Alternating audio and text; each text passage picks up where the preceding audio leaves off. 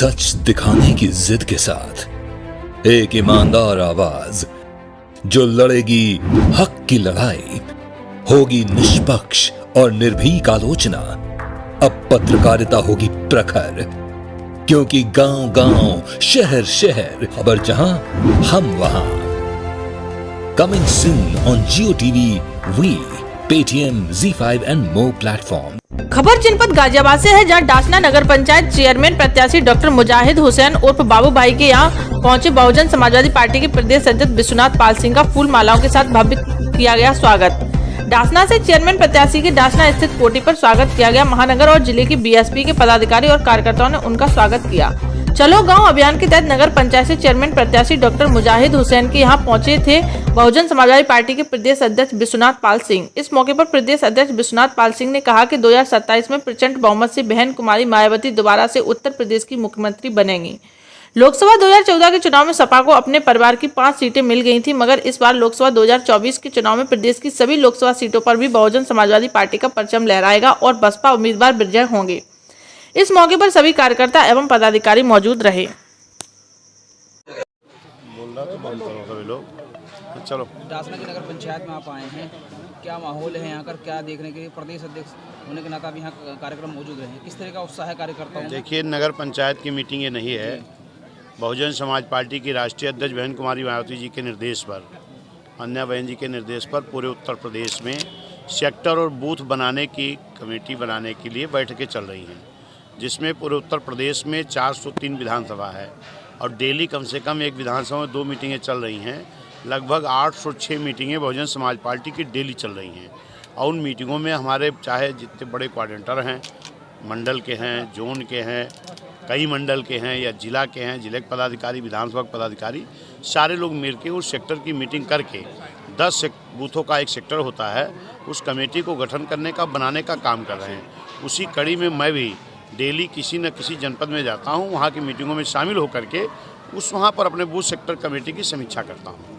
आज मैं उसी सिलसिले में आज इस सेक्टर की कमेटी को समीक्षा करने के लिए मैं आया हूं। आने वाले दौर में यूपी में चुनाव है, नवनिर्वाचित चुनाव है, उसको किस नज़रिए से बहुजन समाज पार्टी देखती है और कितने आप संतुष्ट हैं अपनी जीत को लेकर? देखिए, जब से मुझे माननीय बहन जी ने प्रदेश का अध्यक्ष बनाया है, मैं एक बहुजन समाज पार्टी का कार्यकर्ता हूँ, नेता हमारी बहन जी हैं, और तब से मैं लगातार 20 दिसंबर को अध्यक्ष बना हूँ, 21-22 छोड़कर 23 को मैं लगातार निकला हूँ और मेरी पहले मंडल वाइज मीटिंगें हुई हैं और जो पूरे मंडल की मीटिंगें हुई, फिर सेक्टर बूथ की चल रही, इसमें मैं जा रहा हूँ। और जो देखने को मिल रहा है कि आज हर समाज के लोग, चाहे मुस्लिम समाज के लोग हों, चाहे पिछड़ा समाज के लोग हों, चाहे SC ST समाज के लोग हों, चाहे न्याय पसंद ब्राह्मण क्षत्रिय वैश्य समाज के लोग हों, सारे लोगों में एक बहुत बड़ा उत्साह है। भारतीय जनता पार्टी से आम जनता को निराशा लगी है, महंगाई चरम सीमा पर है, नौजवान परेशान है, किसान परेशान है, छात्र परेशान है, व्यापारी परेशान है। आज वो भाजपा को हराने के लिए एक विकल्प ढूंढ रहा था, जिसमें विकल्प के रूप में एक बहुजन समाज पार्टी है और जो लोगों को उम्मीद है, क्योंकि बहुजन समाज पार्टी के पास एक 26% बेस है।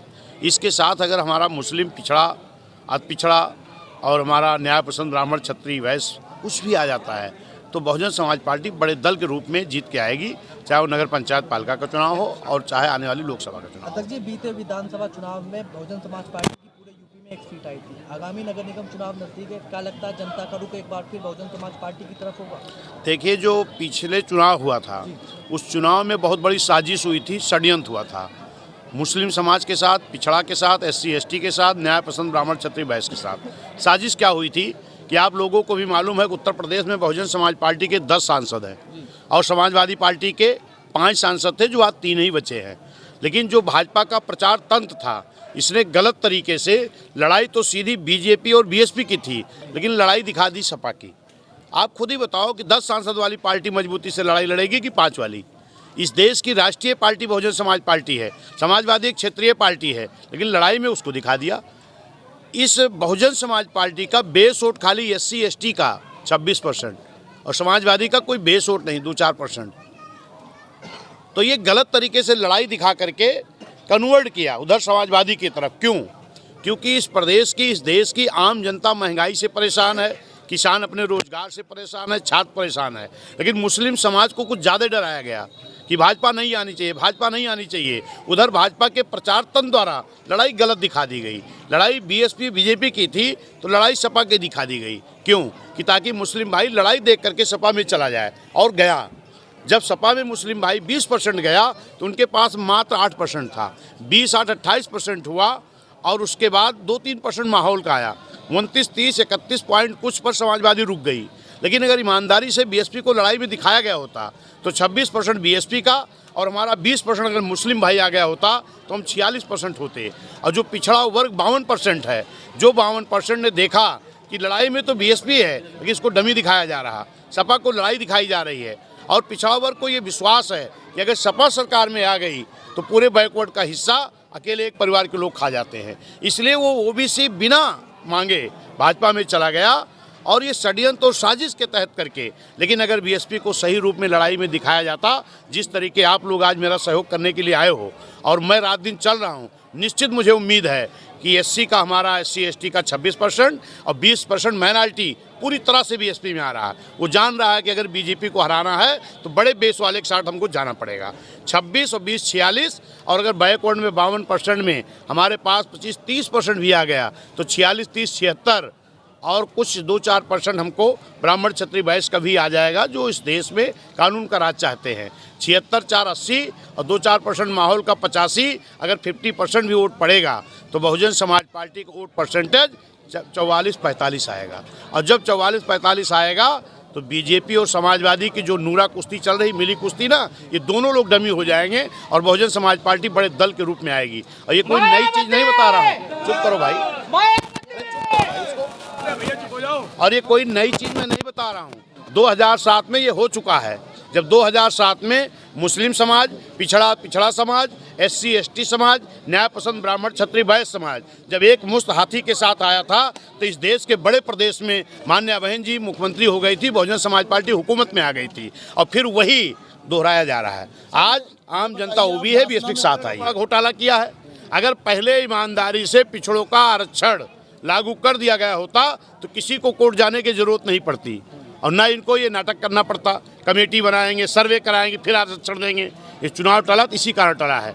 आज इनकी जो कमेटी बनी है उस कमेटी ने भी एक्सेप्ट किया है कि भारतीय जनता पार्टी ने जो आरक्षण लागू कराया है, इस आरक्षण में धांधली हुई है, गड़बड़ी हुई है।